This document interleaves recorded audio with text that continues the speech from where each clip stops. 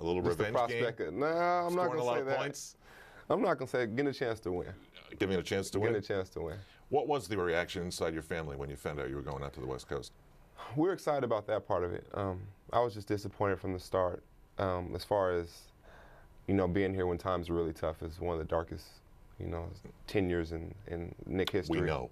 Yeah, and then, change come in and things looking up for us, and then all of a sudden, bam, the trade happened. So that part was disheartening. I wanted to be there when things got good as well. But after looking at the prospects of going to Golden State, I started seeing a lot of positives, playing for Coach Nelson and his system and being closer to home and the way they play, having a young team. When you got traded, everybody looked at 2010 and salary cap issues get discussed and things like that. And some people said, Jamal Crawford would have opted out anyway. Would you have given any thought to doing that?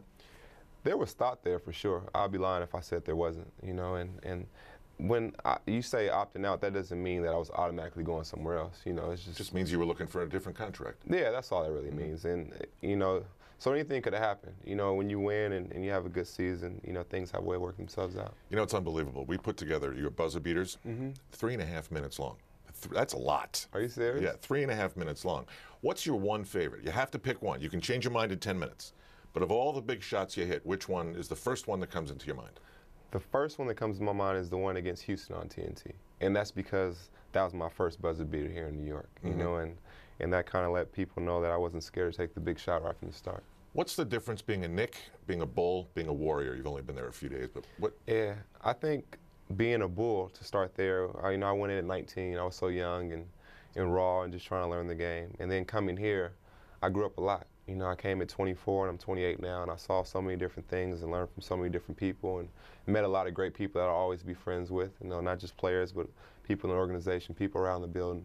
And now with the Warriors, I think, it's a new chapter for me. I'm excited about the prospect of going out west and playing out there, being close to home. And it's low-key. It's very low-key. It's a good change of pace for me, instead of dealing with stuff you read about all the time. It's like I can kind of watch it from afar now instead of being in it. Well, the one national story as far as the Knicks go is Stephon Marbury and the impasse that exists here. I'm sure just natural curiosity, when you walked in your new locker room, a lot of guys must have said, what's going on with Steph? What do you tell them?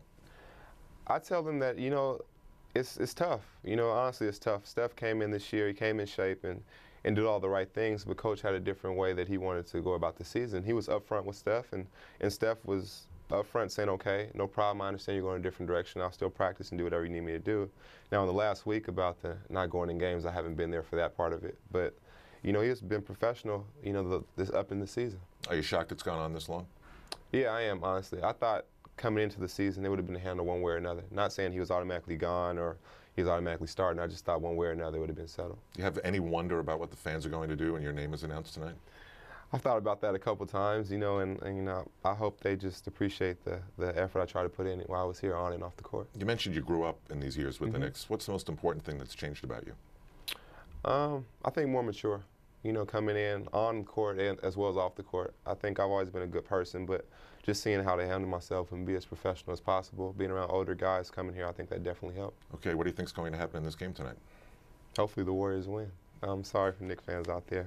I'm sure you guys desperately need a win. We need it more than you guys do right now. No question about it. So we'll take it, hopefully. Hey, Jamal, on behalf of the network, the Garden, the city, you're one of the classiest guys to ever wear the Knicks uniform. Thank you. I appreciate that. Thank you. That's Jamal Crawford. He'll play tonight against the New York Knicks as we get set.